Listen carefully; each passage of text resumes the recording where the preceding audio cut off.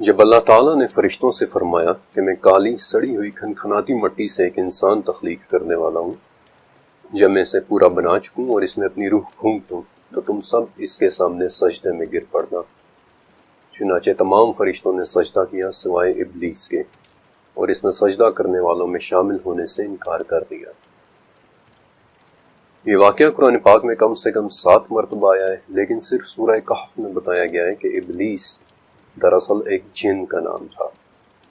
سلسلۃ الصحیحہ کے مطابق سموم یعنی گرم ہوا کی آنکھ سے پیدا کیا گیا وہ شیطان جن جس نے اللہ کے سامنے کھلی بغاوت کر دی،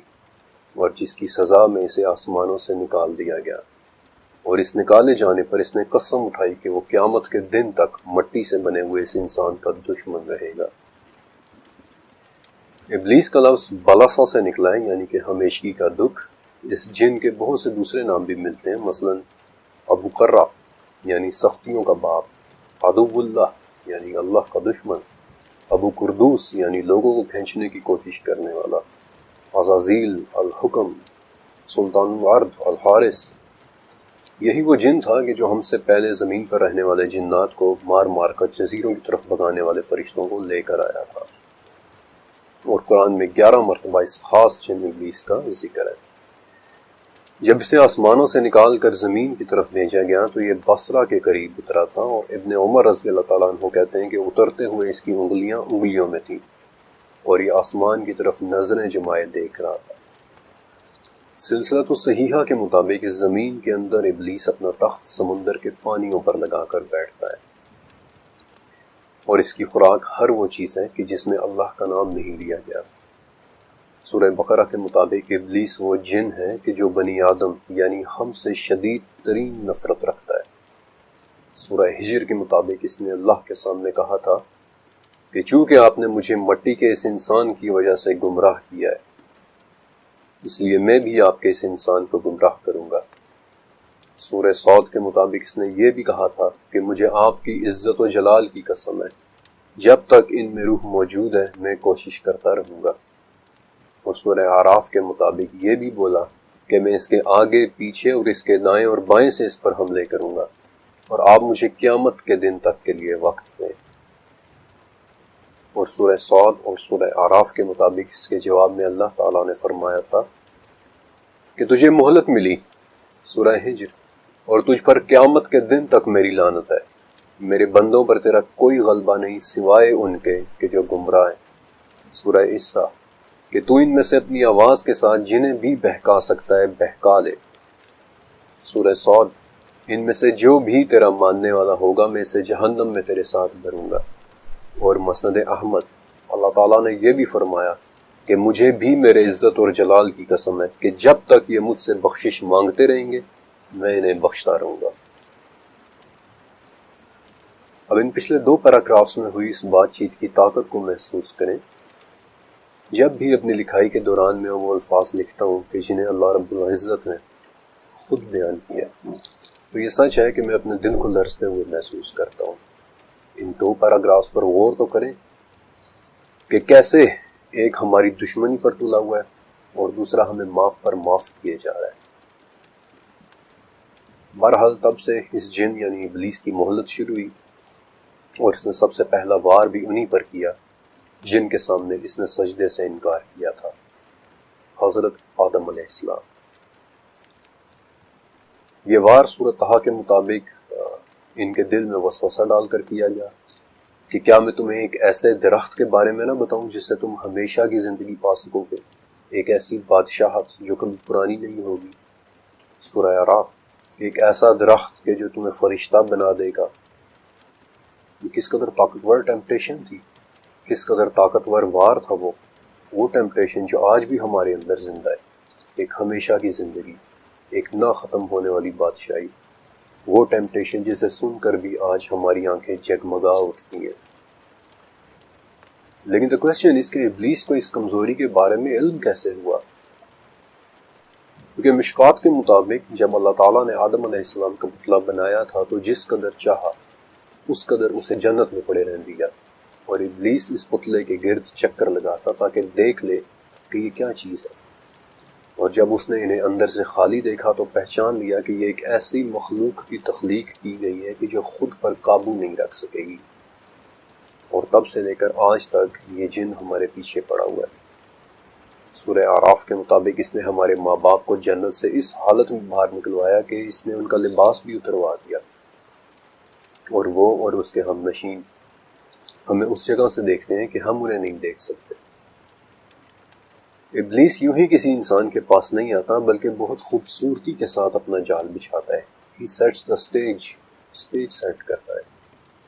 ہماری من پسند چیزوں، ہمارے دل کی گہری ترین خواہشوں کی شکل میں ہمیں فریب دیتا ہے۔ اس کی ان دل فریبیوں کا ذکر حافظ ابو بکر بن ابی دنیا،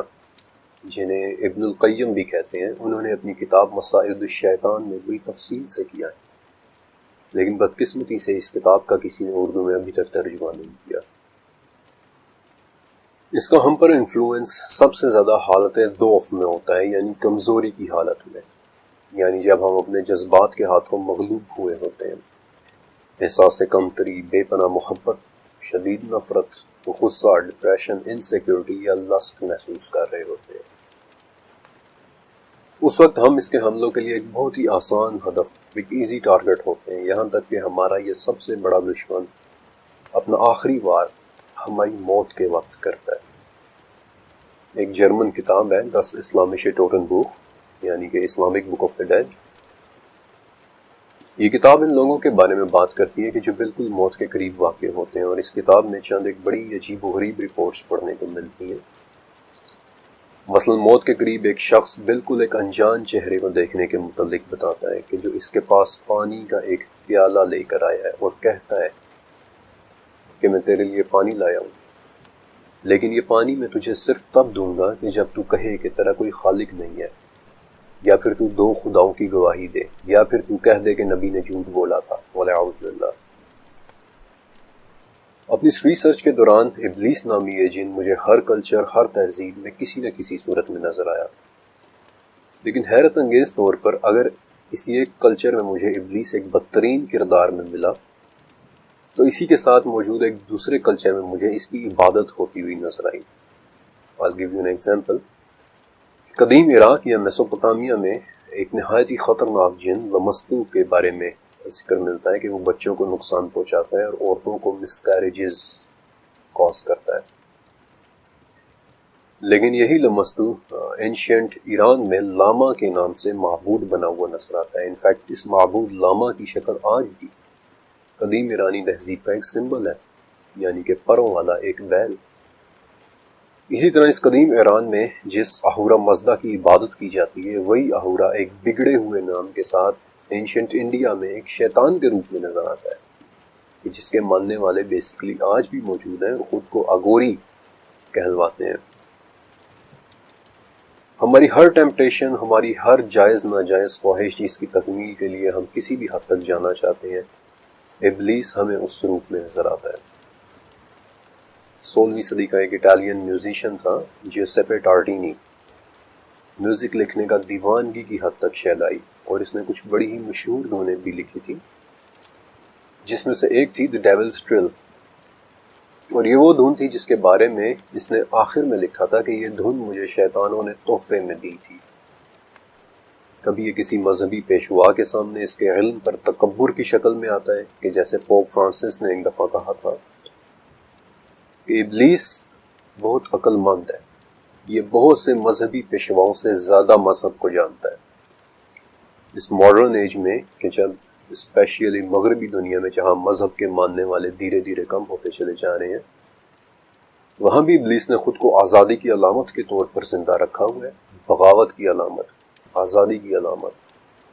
اور آج کی ماڈرن ایج میں بھی ایک جگہ ایسی ہے کہ جہاں یہ معبود بنا ہوا نظر آ رہا ہے۔ عراق، ایران اور ترکی میں ایک قبیلہ آباد ہے جسے یزیدی کہتے ہیں۔ ان کا نام شاید آپ نے 2014 میں بہت زیادہ سنا ہوگا۔ ان کی ایک کتاب ہے دا بک آف ایلومینیشن، جس کے لکھنے والے کا نام ملک طاؤس ہے، یعنی کہ مور بادشاہ، دا پیکاک کنگ۔ لیکن یزیدیوں کے اس مور بادشاہ کی بڑی ہی دلچسپ اور عجیب ڈسکرپشن ہے کہ ایک ایسا فرشتہ جس نے انسان کے سامنے جھکنے سے انکار کر دیا تھا، مور کے جو بیسیکلی اپنے پروں کے ٹوٹ جانے کے بعد دوبارہ نکل آنے کی وجہ سے پوری دنیا میں ری گروتھ کی ایک علامت ہے، ایک نئی زندگی کی، ایک دائمی زندگی کی۔ لیکن مور کے اس کے علاوہ بھی ایک اہمیت ہے۔ اہل کتاب کے مطابق مور یعنی طاؤس ہی وہ پرندہ تھا جس کے دل میں ابلیس نے یہ خیال ڈالا کہ ایک دن یہ سب کچھ ختم ہو جائے گا، یہاں تک کہ تیری یہ خوبصورتی بھی، اور اسی بات پر طاؤس اسے لے کر جنت میں گیا تاکہ وہ بھی ہمیشگی کا پھل چکھ لے۔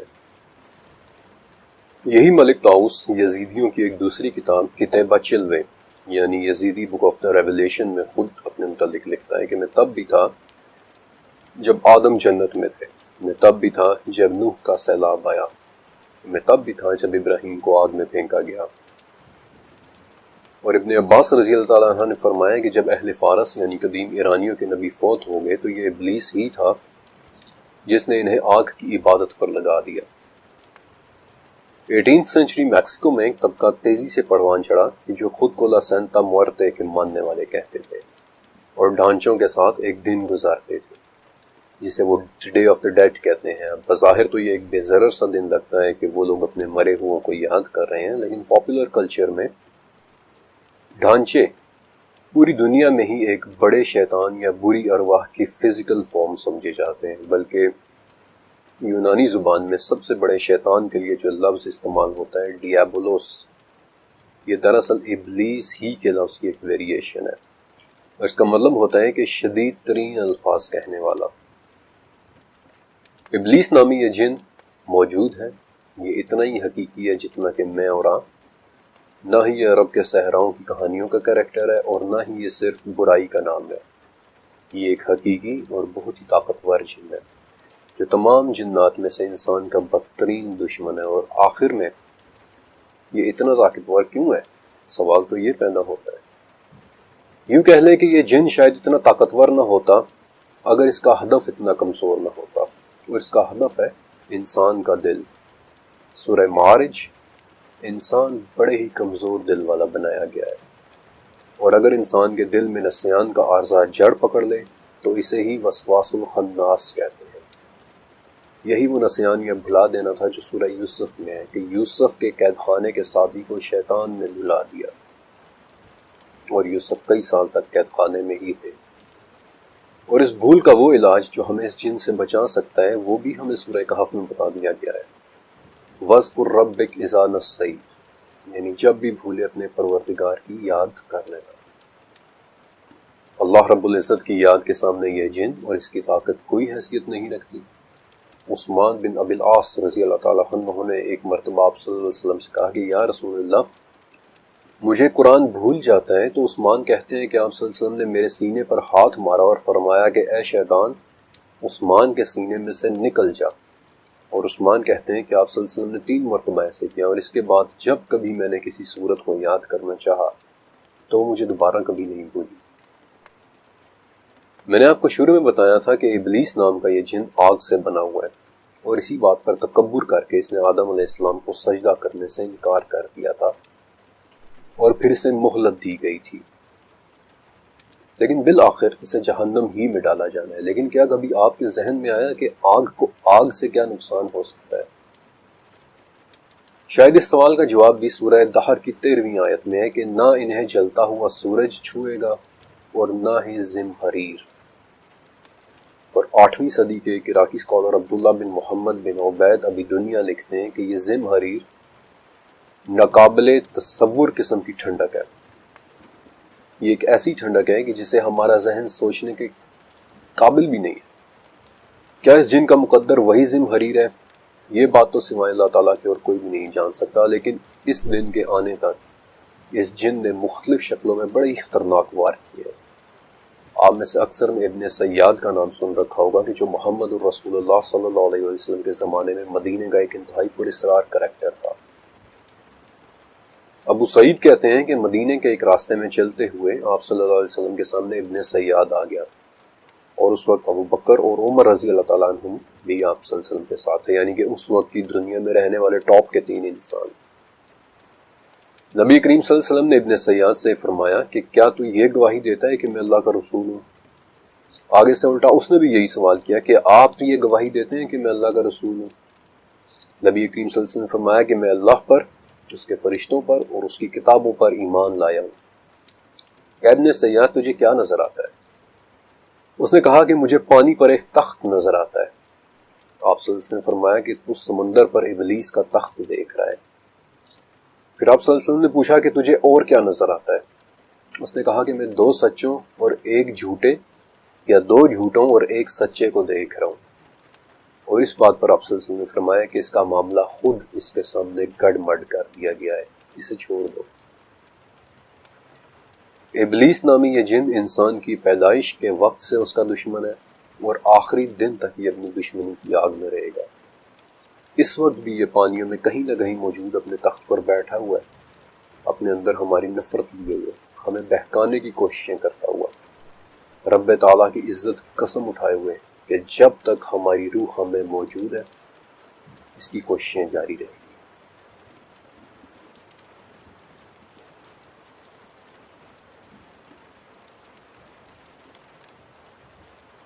جنات کی اس اندیکھی دنیا کے متعلق چیپٹر کے اس حصے میں میں آپ کو ایک ایسے خاص جن کے بارے میں بتانے والا ہوں کہ جو ہم سب کے ساتھ موجود ہے اس وقت بھی، جبکہ میں بول رہا ہوں اور آپ سن رہے ہیں، یہیں کہیں ہمارے قریب، شاید کہیں ہمیں دیکھتا ہوا۔ وہ جن جسے ہم عام زبان میں ہمزاد بھی کہہ دیتے ہیں، لیکن وہ کون ہے؟ کیا واقعی کوئی ایسا جن موجود ہے؟ کیا اس جن کا ہم پر کوئی اثر ہوتا ہے؟ اور ایک اہم سوال کہ وہ ہماری شخصیت میں کیسے ظاہر ہوتا ہے؟ لیکن اس چیپٹر کے اندر میں آپ کو ایک اور بہت ہی اہم ٹاپک کے بارے میں بتاؤں گا، جنات کے ہم پر قبضے کے بارے میں، کہ کیا وہ ہو سکتا ہے، is it possible؟ لیکن اس سے پہلے ہم ذات کی بات کرتے ہیں کہ جب ہم اپنی روزمرہ کی زندگی میں ہم ذات کا ذکر کرتے ہیں تو ہمارے ذہن میں کچھ ایسا سا خاکہ، ایک ایسا سا امیج تعمیر ہوتا ہے کہ وہ دیکھنے میں بالکل ہم جیسا ہوگا، ہمارا ہم شکل۔ وہ کبھی نظر تو نہیں آتا لیکن ہمیشہ ہمارے ساتھ رہتا ہے۔ Let me tell you something، ہمزاد ایکچولی فارسی زبان کا لفظ ہے جس کا اردو مطلب ہے وہ بوجھ جو سب نے اٹھایا ہو۔ اس لفظ کے ماخذ کی تلاش مجھے 700 سال پہلے فارسی میں لکھی گئی قصیدے 1000 فصاں تک لے کر گئی، جہاں یہ لفظ ایک نہ نظر آنے والے ساتھی کے لیے استعمال ہوا ہے۔ اس لفظ کا دوسری جگہ پر استعمال 900 سال پرانے فارسی لٹریچر چہار مقالہ میں بھی ملتا ہے، لیکن در حقیقت اس لفظ کی تاریخ اسلام سے بھی پہلے کی ہے۔ وہ دور کہ جب کعبہ میں ابھی بت موجود تھے اور کعبہ ہی کی دیواروں پر ایک قصیدہ آویزاں تھا جس میں 7 نظمیں لکھی ہوئی تھیں۔ یہ نظمیں عمرو بن ابن کلثوم کی لکھی ہوئی تھیں اور یہ نہایت ہی فصیح و بلیغ زبان میں تھی، عربی زبان میں، اور چونکہ یہ دیوار پر لٹکی ہوئی تھی اس لیے انہیں کہتے ہی معلقات تھے۔ آج ان نظموں میں سے صرف 4 نظمیں ہی بچ سکی ہیں اور انہی نظموں کے ایک شعر میں یہ الفاظ درج ہیں کہ ہم عربوں کا خوف ہمارے دشمنوں کے ساتھ ہمیشہ ایک قرین کی طرح رہتا ہے، اور قرین کا یہ لفظ، یہ عربی لفظ پرشین لفظ ہمزاد کے مترادف ہے، یعنی ایک نہ نظر آنے والا ساتھی جو ہمیشہ ساتھ رہتا ہے۔ عربی زبان میں قرین 2 جڑواں میں سے ایک کو کہتے ہیں، گویا ایک نظر نہ آنے والا جڑواں، ایک ہمزاد کہ جو ہر کوئی ساتھ لیے ہوئے ہے۔ اب اس مقام پر پہنچ کر اتنا تو واضح ہو جاتا ہے کہ ہمزاد یا قرین کا تصور بہت پرانا ہے، لیکن کیا ہمیں ہمارے دین میں اس کے متعلق کچھ بتایا گیا ہے؟ سورہ صافات میں 50ویں آیت سے آگے 2 گفتگو کرنے والوں کی جنت میں بیٹھے ہوئے ایک گفتگو کا ذکر ہے کہ جن میں سے ایک کہتا ہے کہ میرے لیے ایک قرین تھا کہ جو کہا کرتا تھا کہ کیا واقعی تم اس سب پر یقین رکھتے ہو کہ موت کے بعد کی زندگی کی یہ باتیں سچ ہیں؟ پھر انہی آیات میں آگے چل کر یہ کہنے والا کہتا ہے کہ کیا تم دیکھنا چاہتے ہو کہ میرا قرین اس وقت کہاں ہے؟ اور وہ جھانک کر دیکھیں گے تو اسے جہنم کی آگ میں جلتا ہوا پائیں گے۔ اب یہ بھی تو ہو سکتا ہے کہ یہ لفظ قرین یعنی ساتھ رہنے والا کسی بھی انسانی دوست کے لیے استعمال ہوا ہو، لیکن یہی لفظ قرین سورہ زخرف میں بھی بہت ہی زیادہ وضاحت کے ساتھ دوبارہ استعمال ہوا ہے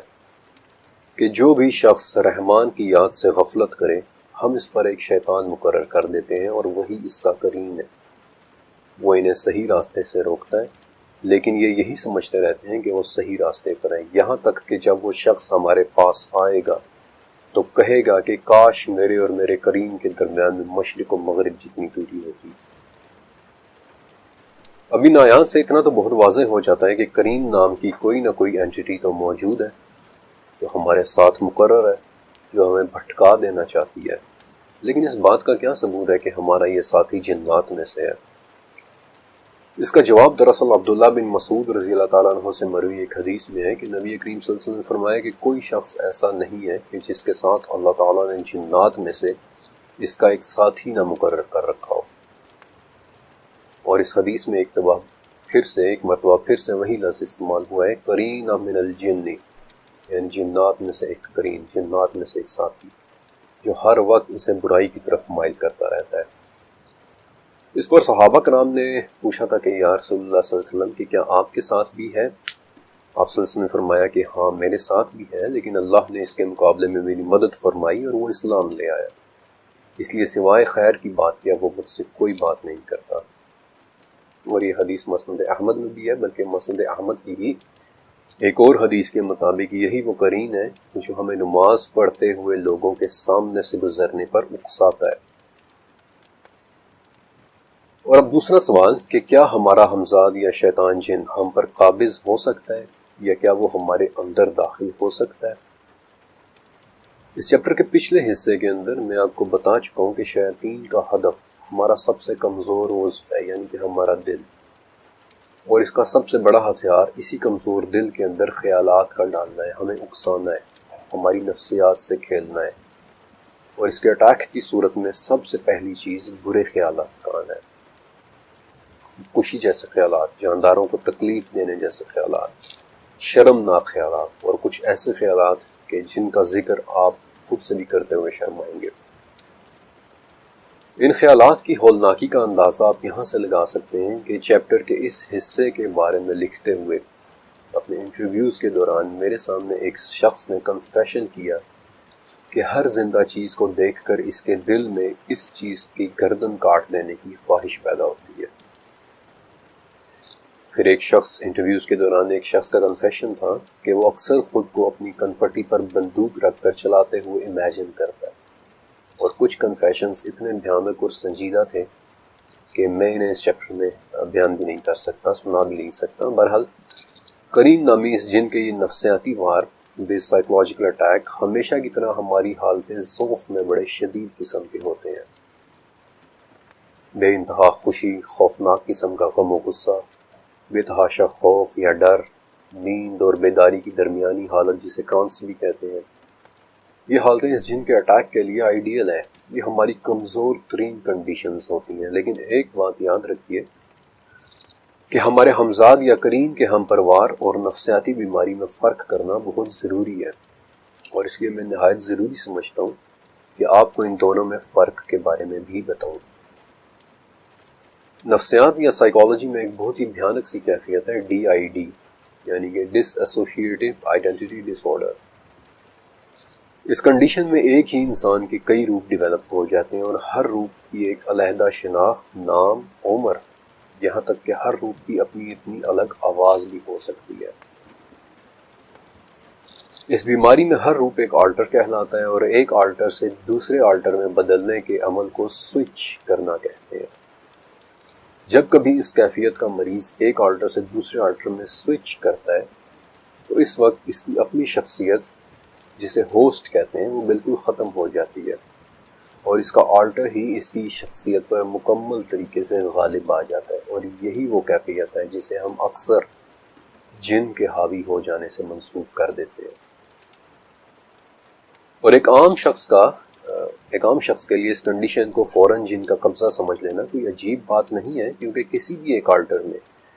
ہوسٹ کی کیفیت اتنی عجیب ہو جاتی ہے کہ کبھی اچانک اس کی آنکھوں میں آنسو اور دل میں اداسی چھا جاتی ہے، لیکن اگلے ہی لمحے وہ کہکہے لگا کر ہنس رہا ہو سکتا ہے،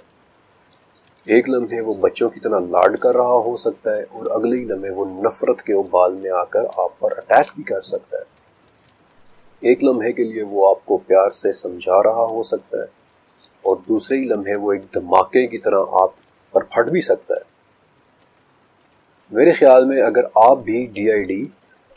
اس کے مریض کو اپنے آلٹرز کے درمیان سوئچ ہوتے دیکھیں تو آپ بھی اسے جنات ہی کے زیر اثر سمجھیں گے۔ بہرحال اس کیفیت کے ڈیولپ ہونے کی سب سے بڑی وجہ بچپن میں ملا ایبیوز، لیکن چونکہ یہ ٹاپک ڈی آئی ڈی جیسی کسی نفسیاتی بیماری کے متعلق نہیں ہے، اس لیے فی الوقت اس کے متعلق میں زیادہ نہیں لکھ رہا، آپ کو صرف بیسک انفارمیشن دے رہا ہوں، اور بیسک انفارمیشن دینے کے بعد میں واپس کرین یا ہمزاد کی طرف آتا ہوں اور آپ کو کرین کے ہم پر حاوی ہونے اور ڈی آئی ڈی میں فرق کرنا سکھاتا ہوں۔ ان دونوں میں سب سے پہلا فرق کرنے کا سب سے پہلا طریقہ یادداشت یا میموری ٹیسٹ کرنا ہے۔ ڈی آئی ڈی کے مریض کو اپنی یادداشت میں واضح بلیک آؤٹ محسوس ہوگا، یعنی اس کی پچھلے چند گھنٹوں کی یادداشت کا ایک بڑا حصہ غائب ہو جائے گا، کیونکہ ایک آلٹر دوسرے آلٹر کی یادداشت کو محفوظ نہیں کر سکتا۔ لیکن اگر آپ کا ہمساد یا کرین آپ کے دل میں خیالات پر خیالات ڈالے چلا جا رہا ہے تو وہ سب کچھ آپ کی یادداشت میں محفوظ رہے گا۔ دوسرا طریقہ آواز میں بدلاؤ کو آبزرو کرنا ہے۔ حالانکہ ایسا ہمیشہ نہیں ہوتا، لیکن پھر بھی ڈی آئی ڈی میں مبتلا شخص کی آواز بدل جاتی ہے، اور اگرچہ ایسی رپورٹس کم ہیں لیکن پھر بھی موجود ہیں کہ جن میں ڈی آئی ڈی کا ہوسٹ ایک ہی وقت میں دو مختلف آوازوں میں بول رہا ہوتا ہے۔ اب یہ بات سننے میں بڑی حیرت انگیز ہے، لیکن یہ ناممکن نہیں ہے، اٹس ناٹ امپاسبل، کیونکہ ہمارے گلے سے نکلنے والی آواز 8 سے 10 مختلف نوٹس پر مشتمل ہوتی ہے، جن میں سے ہر نوٹ ہارمونک کہلاتا ہے، اور یہ تمام ہارمونکس مل کر ہماری آواز کو تشکیل دیتے ہیں۔ اب ڈی آئی ڈی کے مریض کے ایک آلٹر کی آواز بچوں کی طرح بھی ہو سکتی ہے اور دوسرے آلٹر کی آواز ایک مرد جیسی، لیکن کبھی کبھار بڑا ہی بھیانک منظر دیکھنے کو ملتا ہے۔ اگر ایک آلٹر مکمل طور پر دوسرے آلٹر میں سوئچ نہ ہو پائے تو نتیجہ بڑی خوفناک شکل میں نکلتا ہے کہ ہوسٹ ایک ہی وقت میں مرد اور بچے دونوں کی آوازوں میں بول رہا ہوتا ہے۔ ایسا اس لیے کہ اس وقت ہوسٹ کے تمام ہارمونکس ایک دوسرے سے بالکل علیحدہ ہو چکے ہوتے ہیں، اس لیے جہاں ہوسٹ کے منہ سے ایک مرد کی طرح ایک بھاری بھرکم آواز نکل رہی ہوتی ہے، وہاں بالکل پیرالل میں اس کے منہ سے ایک باریک سیٹی جیسی آواز بھی نکل سکتی ہے۔ یہ فینومینا بیسیکلی اتنا حیرت انگیز، اتنا دلچسپ اور اتنا عجیب ہے کہ آج کچھ لوگ خود سے اپنی آواز کے ہارمونکس کو علیحدہ کرنے کے لیے ریاضت یا ٹریننگ کرتے ہیں۔ مثلا نیسٹر کون بلوم کی ایک ویڈیو ہے دی امیزنگ گریس، جس کے اندر وہ اپنی آواز کے دو ہارمونکس کو بڑی کامیابی سے علیحدہ کر کے دکھاتا ہے۔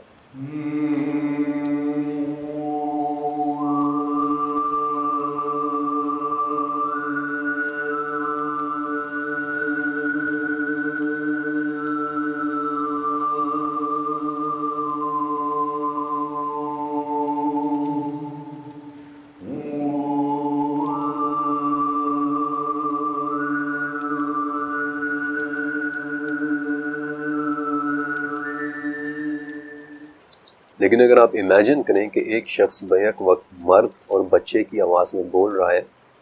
بیک وقت ہنس اور رو رہا ہے، بیک وقت آپ پر حملہ بھی کر رہا ہے، تو ایسے میں اسے جنات کے زیر اثر مان لینا کسی بھی انسان کا سب سے پہلا ری ایکشن ہوگا۔ اب ایک بڑا اہم سوال کھڑا ہوتا ہے کہ کچھ لوگوں پر جنات یا ان کے قرین کہ جو کہ ایک شیطان جن ہے، ان کا حملہ زیادہ اور کچھ لوگوں پر ان کا حملہ کم کیوں ہوتا ہے؟ انفیکٹ سورہ شعراء میں اس کا جواب موجود ہے کہ کیا میں تمہیں بتاؤں کہ شیاطین کن پر اترتے ہیں؟ وہ ہر جھوٹے گناہ گار پر اترتے ہیں۔ لیکن آخر جھوٹ میں ایسا کیا ہے؟ The real question is this کہ جنات یا شیاطین یا قرین اس جھوٹ بولنے والے پر زیادہ حاوی یا زیادہ اثر انداز ہوتے ہیں؟ اس سوال کا جواب میں آپ کو سائنٹیفکلی دوں گا۔ 2016 میں یونیورسٹی کالج آف لنڈن نے جھوٹ کے متعلق ایک ریسرچ پیپر پبلش کیا تھا۔ وہ لکھتے ہیں کہ مسلسل جھوٹ بولنے سے ہمارے دماغ کا ایک چھوٹا سا حصہ سب سے زیادہ افیکٹڈ ہوتا ہے، جسے ایمگڈالا کہتے ہیں۔ یہ دماغ کا وہی حصہ ہے جو ہمارے جذبات کو ریگولیٹ کرتا ہے۔ اس حصے یعنی ایمگڈالا پر پہلی ریسرچ ایکچولی 1930 میں جرمنی کے ڈاکٹر ہائنریخ لومر نے کی تھی۔ انفارچونیٹلی وہ تھرڈ رائخ یعنی نازی جرمنی کا دور تھا، جس کا مطلب یہ ہے کہ انسانوں پر تجربات کرنا بڑی عام سی بات تھی۔ ڈاکٹر ہائنریخ نے دماغ سے ایمگڈالا کو بالکل نکال کر سبجیکٹ کے رویے کو نوٹس کرنا شروع کیا۔ سبجیکٹ یعنی وہ شخص جس پر تجربہ کیا جا رہا ہوتا تھا، اور ڈاکٹر ہائنرخ نے اپنی ڈائری میں لکھا کہ سبجیکٹس میں سے خوف جیسے ختم ہو گیا، وہ ہر ہدایت کو بلا چوچنا بے خوف ہو کر مان رہا ہے۔ آپ نے ان حیران کن سے الفاظ کا مطلب سمجھا؟ تسلسل سے جھوٹ بولنے پر ایمگڈالا متاثر ہوتا ہے، اور اس کے متاثر ہونے سے انسان کا جسم اور دماغ ہر گندی، بری اور کسی بھی قسم کی ہولناک ہدایات کے لیے ایک دروازے کی طرح کھل جاتا ہے، اور تب اس پر جنات، شیاطین یا کریم کا قابض ہو جانا کچھ مشکل نہیں رہتا۔ ہمارا ہمزاد یا کریم یا شیاطین جنات ہمارے دلوں میں اپنے خیالات تو ڈالتے ہیں، لیکن اس کے علاوہ یہ ہمیں جھوٹے ویژنز بھی دکھاتے ہیں، یعنی وہ مناظر جو حقیقت میں نہ ہوں لیکن ہمیں دکھائی دے رہے ہوتے ہیں۔ ہمارے دل کو پریشان کرنے کے لیے اس میں جھوٹے سچے خیالات پلانٹ کیے جا سکتے ہیں۔ کبھی تیزی سے ہماری نظر کے سامنے سے گزر کر ہمیں پریشان کرتے ہیں، اور کبھی ہم پر سستی کاری کر کے، یہاں تک کہ ہماری نیند میں ہمارے خوابوں کے ساتھ چھیڑ چھاڑ کر کے بھی ہمیں پریشان کرتے ہیں۔ لیکن خوابوں اور نیند کے متعلق میں نے 11ویں چیپٹر میں ڈیٹیل سے لکھا ہے، اس لیے فی الوقت میں ان خوابوں کے بارے میں زیادہ ڈسکشن نہیں کر رہا۔ لیکن اب ان تمام سوالوں سے ایک اہم سوال کہ ہم ان تمام شیاطین سے کیسے محفوظ رہیں۔ اس چیپٹر کے اندر میں نے آپ کو اس اندیکھی دنیا کے 4 مختلف اینٹیٹیز، 4 مختلف فگرز کے بارے میں بتایا: جنات، شیاطین، ابلیس اور ہمزاد یا کریم۔ لیکن ان سے بچاؤ کے لیے میں آپ کو 5 طریقے بتاؤں گا، کیونکہ اللہ کا بچاؤ کسی بھی شیطان کے وار سے کہیں زیادہ طاقتور ہے۔ ابو تمیمہ رضی اللہ تعالیٰ عنہ ایک ایسے صحابی سے روایت کرتے ہیں کہ جو نبی کریم صلی اللہ علیہ وسلم کے ردیف تھے، یعنی وہ آپ صلی اللہ علیہ وسلم کے ساتھ ایک ہی سواری پر بیٹھتے تھے۔ کہتے ہیں کہ ایک مرتبہ میں نبی کریم صلی اللہ علیہ وسلم کے پیچھے گدھے پر سوار تھا کہ اسے ٹھوکر لگ گئی، جس پر میں نے کہا کہ شیطان کو ہلاکت ہو، لیکن نبی صلی اللہ علیہ وسلم نے فوراً مجھے فرمایا کہ ایسے نہ کہو، کیونکہ جب تم ایسے کہتے ہو تو شیطان اپنے خیال میں خود کو بڑا جاننے لگتا ہے اور کہتا ہے کہ میں نے اپنی طاقت سے اسے گرا دیا۔ لیکن اگر تم ایسا ہونے پر بسم اللہ کہو گے تو شیطان خود کو ذلیل محسوس کرتا ہے، یہاں تک کہ وہ مکھی سے بھی چھوٹا ہو جاتا ہے۔ کبھی بھی شیاطین کو وقت نہیں دینی چاہیے، انہیں حیثیت نہیں دینی چاہیے، ان سے ڈرنا نہیں چاہیے۔ جابر بن عبداللہ رضی اللہ تعالیٰ عنہ سے روایت ہے کہ نبی کریم صلی اللہ علیہ وسلم نے فرمایا، شیطان پانی پر رہتا ہے اور وہاں سے وہ تمام روئے زمین پر گھومتا ہے، لیکن اس کی حیثیت بڑی خسیس اور حقیر ہے۔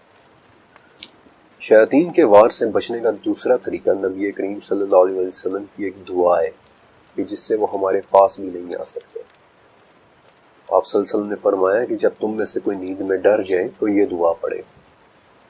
اعوذ بکلمات اللہ التامۃ من غضبہ وعقابہ وشر عبادہ ومن ہمزات الشیاطین وان یحضرون، یعنی میں پناہ مانگتا ہوں اللہ کے کامل کلمات کے ذریعے اللہ کے غضب سے، اس کے عذاب سے، اور اس کے بندوں کے شر و فساد اور شیاطین کے وسوسوں سے، اور اس بات سے کہ وہ میرے پاس آئیں۔ عبداللہ بن عمر رضی اللہ تعالیٰ عنہ کہتے ہیں کہ ہم اپنے بڑے بچوں کو یہ دعا سکھا دیتے تھے، اور جو بچے چھوٹے یا نابالغ ہوتے تھے ان کے لیے یہ دعا کاغذ پر لکھ کر ان کے گلے میں لٹکا دیتے تھے۔ شیاطین کے وار سے بچنے کا تیسرا طریقہ، جس سے ہم ان کا قریب آنا تو کیا، ان کی بری نظروں سے بھی بچ جاتے ہیں، وہ بھی آپ صلی اللہ علیہ وآلہ وسلم کی بتائی ہوئی ایک دعا ہے، جس سے وہ حسن و حسین رضی اللہ تعالیٰ عنہما کے لیے بھی اللہ کی حفاظت طلب کیا کرتے تھے،